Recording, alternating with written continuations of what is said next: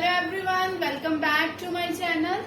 आज हम डिस्कस करेंगे बिजनेस लॉ का topic that is valid contract and its elements. आज हम बीबीए का टॉपिक डिस्कस करेंगे आपके साथ। ठीक है, let's start with the topic. Contract होता क्या है? कॉन्ट्रैक्ट क्या होता है? Contract is an agreement between two or more persons in which they promise to do from doing something. ठीक है, कॉन्ट्रैक्ट क्या होता है? एक एग्रीमेंट होता है टू पार्टीज के बीच में, जो एक ऑफर करता है और दूसरा एक्सेप्ट करता है। ठीक है, उसको हम बोलते हैं एक contract. Contract is an agreement between two or more parties which is intended to be enforced at law and is accepted by one party of an offer made to him by other party to do or abstain from doing it। ठीक है, contract क्या है? एक agreement है between two parties, जो एक क्या होता है? एक इन्फोर्स्ड बाय लॉ होता है। ठीक है, ये दोनों डेफिनेशंस हम डिस्कस करेंगे। And is accepted by one party. ठीक है, एक पार्टी ऑफर करती है, दूसरी पार्टी एक्सेप्ट करती है। ठीक है, उस एग्रीमेंट या उस को हम क्या बोलते हैं? कॉन्ट्रैक्ट बोलते हैं। जैसे एक्स है और वाई है। ठीक है, एक्स ने ऑफर करी वाई को अपना कंप्यूटर बेचने की, या यू कैन से अपना हाउस बेचने की। ठीक है, एक्स ने अपनी एक हाउस प्रॉपर्टी सेल करने के लिए वाई को कहा, ठीक है, कि you can purchase from me. ठीक है, वाई ने कहा कि ठीक है, मैं तेरी हाउस प्रॉपर्टी तेरे से परचेज कर लूंगा। तो ये क्या है? एक अगर हम किसी से हाउस अपना ले रहे हैं तो ये क्या हुआ? एक ये लीगल हुआ। ठीक है, ये लीगल प्रॉमिस हुआ। क्यों लीगल प्रॉमिस हुआ? क्योंकि जो अगर कोई हाउस प्रॉपर्टी अपनी किसी को सेल कर रहा है, ठीक है, तो वो एक लीगल है, क्योंकि वो एक कोर्ट के द्वारा हमें रजिस्ट्री करवानी, जो मतलब उसके एक हाउस प्रॉपर्टी खरीदने के एक जो सब प्रोसेस है वो क्या है? सब लीगल है। ठीक है, तो ये इसको हम क्या बोलेंगे? वैलिड कॉन्ट्रैक्ट बोलेंगे। क्यों वैलिड कॉन्ट्रैक्ट बोला हमने? कि जो इनका दोनों का एक्स और वाई का हाउस प्रॉपर्टी का जो एग्रीमेंट हो रहा है वो क्या है? एक लीगल।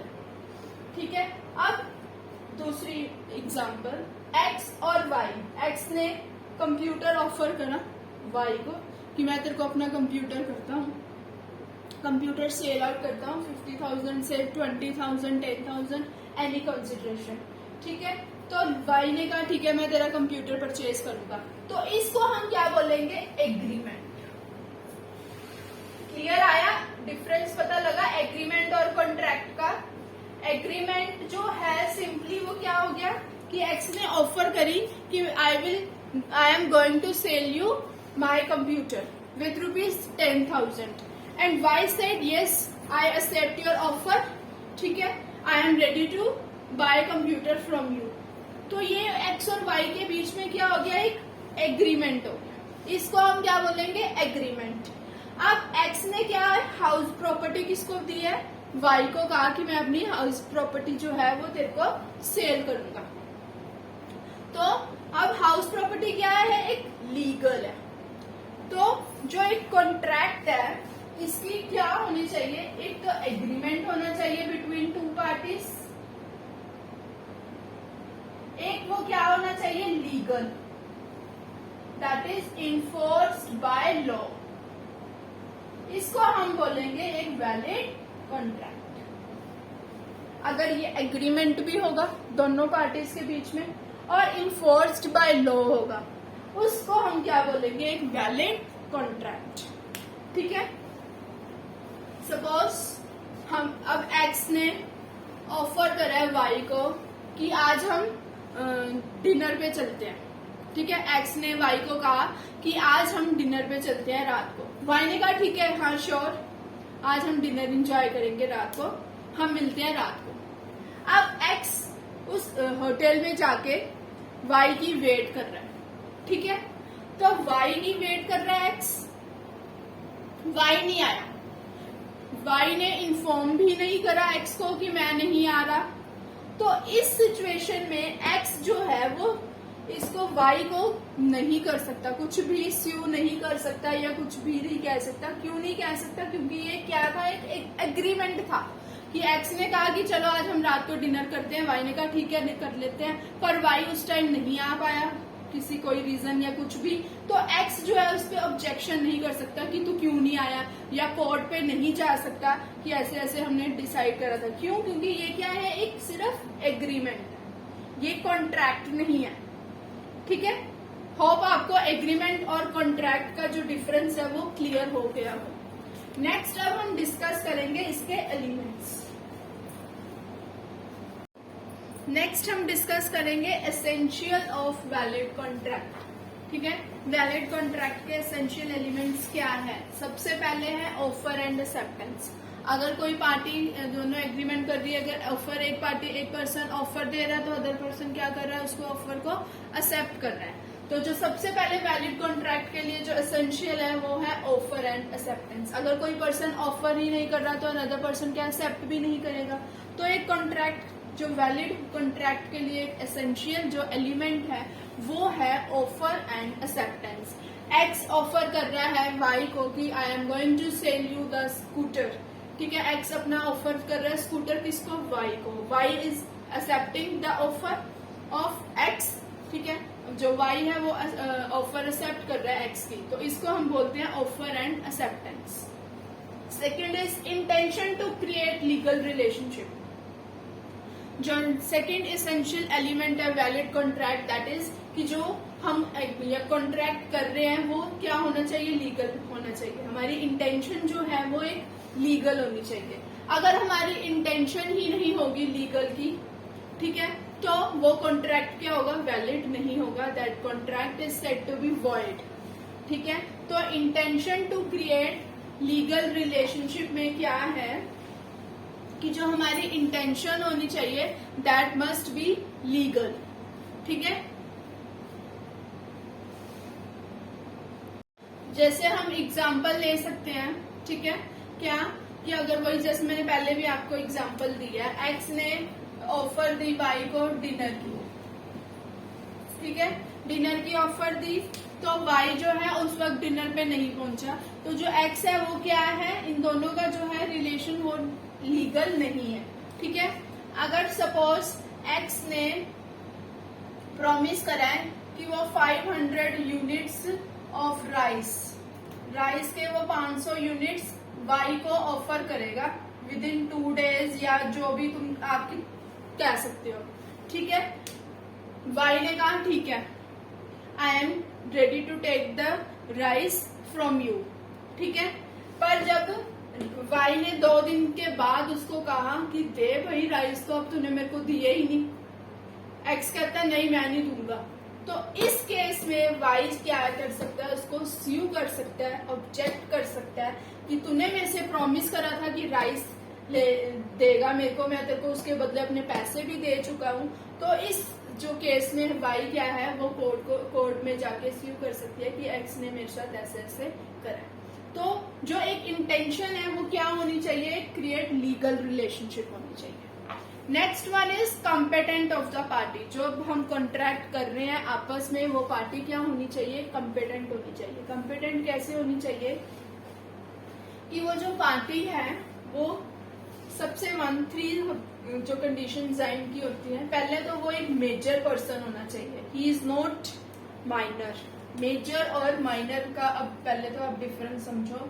मेजर और माइनर क्या होता है, जो माइनर होता है 18 से नीचे उसको हम बोलते हैं माइनर। 18 की एज से जो पर्सन नीचे होता है उस पर्सन को हम बोलते हैं माइनर, और जो 18 एज अबव होता है उसको हम बोलते हैं मेजर। तो जब हम कॉन्ट्रैक्ट कर रहे, माइनर तो 18 से नीचे तो बच्चा कहलाया गया। ठीक है, तो हम अगर कॉन्ट्रैक्ट कर रहे हैं आपस में तो वो एज उसकी क्या होनी चाहिए, 18 अबव होनी चाहिए, फर्स्ट वन।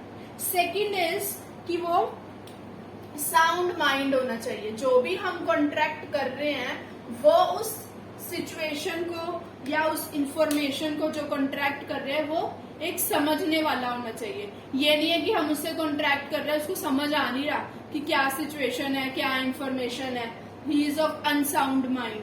ठीक है। नो, साउंड माइंड का भी वो होना चाहिए। First one is major not minor, minor नहीं होना चाहिए, वो मेजर होना चाहिए। Second one is sound mind होना चाहिए। And third one is not disqualified by the law.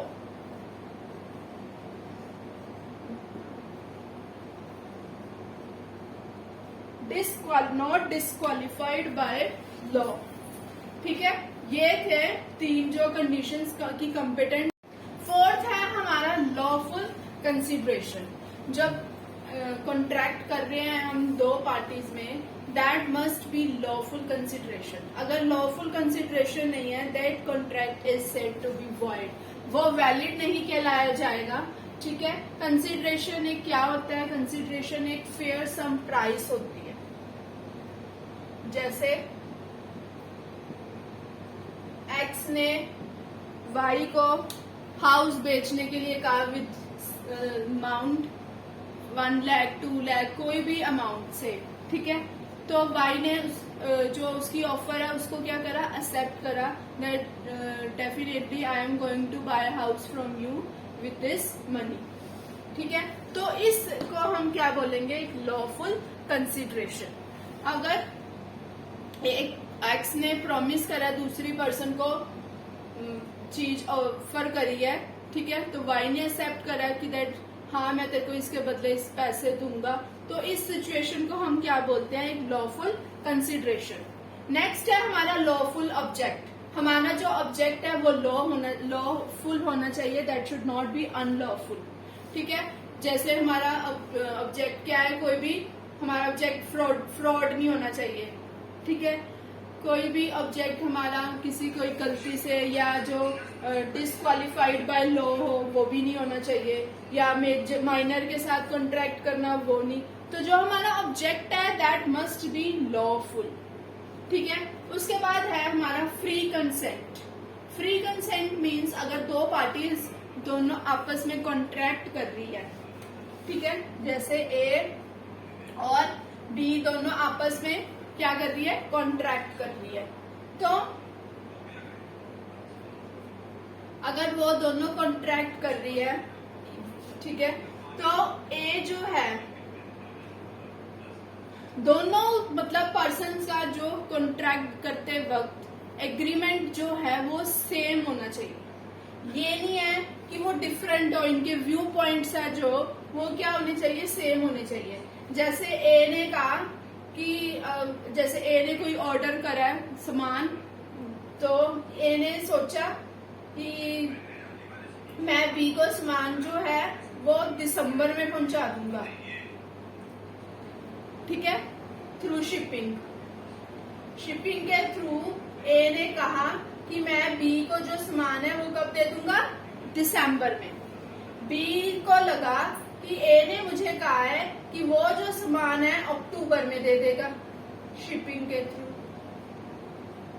अब यहाँ पे दोनों को अलग अलग होगी ना, कंफ्यूजन होगी। इसने कहा दिसंबर, बी को लगा अक्टूबर।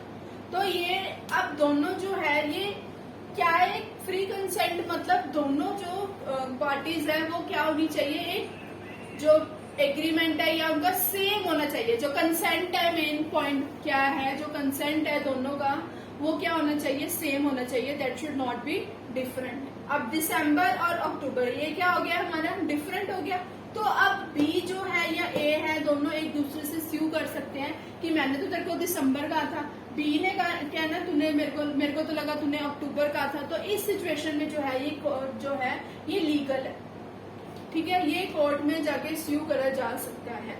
इसको हम बोलते हैं फ्री कंसेंट। फ्री कंसेंट क्या होता है कि जो दोनों के कंसेंट क्या होने चाहिए? सेम होने चाहिए, ठीक है। नेक्स्ट है agreement not expressly declared as void. जो हम एग्रीमेंट आपस में कर रहे हैं वो एक वॉइड नहीं होना चाहिए। जो मैंने पहले भी आपको बताया, that should not be agreement क्या नहीं होना चाहिए? माइनर के साथ नहीं होना चाहिए। साउंड माइंड का होना चाहिए, that should not be unsound mind, not disqualified by the law, ठीक है। फ्री कंसेंट होना चाहिए, लॉफुल कंसिडरेशन होना चाहिए, ठीक है, लॉफुल ऑब्जेक्ट होना चाहिए, तो वो वॉइड नहीं होना चाहिए, ठीक है। नेक्स्ट है agreement must be in writing and must be reported. जो एग्रीमेंट हम आपस में कर रहे हैं वो क्या होना चाहिए, एक रिटर्न में होना चाहिए। ठीक है,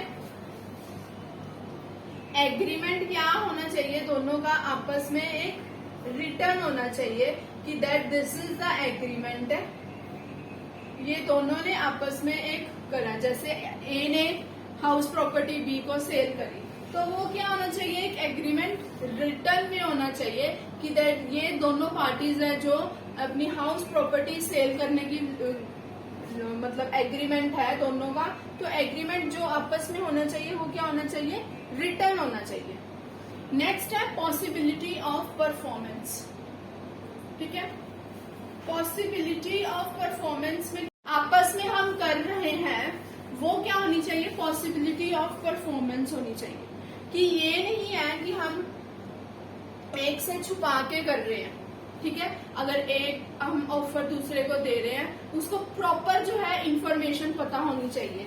जैसे आप इसमें एग्जांपल ले सकते हो, ए ने ऑफर करी बी को कि मैं उसको अपनी काव बेच दूंगा।